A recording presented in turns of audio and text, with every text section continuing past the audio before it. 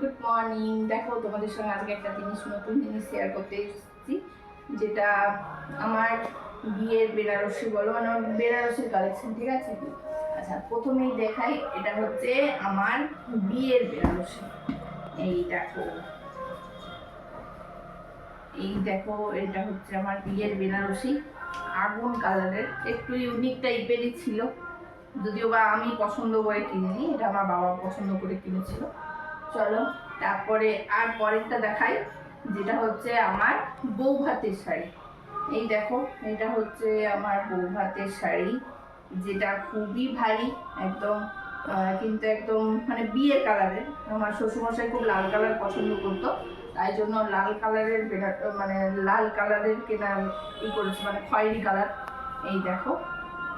আচ্ছা এরপরে আসি, আমার বিয়ের বিয়ের পর আমার মা আমাকে একটা শাড়ি কিনে দিয়েছিল, মানে দিয়েছিল, আমি পছন্দ করে কিনেছিলাম। এইটা পুরো জারদৌসি। এই দেখো, এটাও একটা বেনারসি।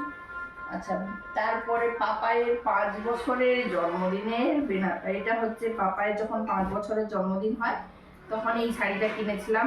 এটা বরের পছন্দের নীল কালারের শাড়ি, যেহেতু আবার বউ ভাতের কালারের, মানে বউ ভাতের কালারটা লাল নেওয়া হয়েছিল, তাই জন্য নীল কালারের শাড়ি। আরেকটা জিনিস হচ্ছে, এটা হচ্ছে তোমরা সবাই দেখেছো আমাকে শাড়িটা পরতে, এটা হচ্ছে আমার পাপায়ের পৈতার লাল বেনারসি। মানে সমস্ত সব বিয়ের এইটা উচিত ছিল, কিন্তু বিয়েতে এইরকম কালারের হয়নি, যাই হোক পরে নিয়েছি।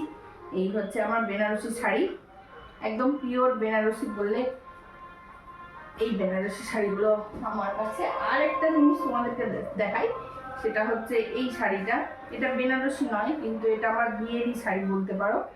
এই দেখো, এটা হচ্ছে বিয়ের মানে ফুলসজ্জার শাড়ি। ঠিক আছে, এটা কেনা হয়েছিল এটা। তারপরে এই নীল কালার, এটা কেমন লাগছে বন্ধুরা? ভালো লাগলে কমেন্ট করে জানিও কোন শাড়িটা সবচেয়ে ভালো লেগেছে তোমাদের।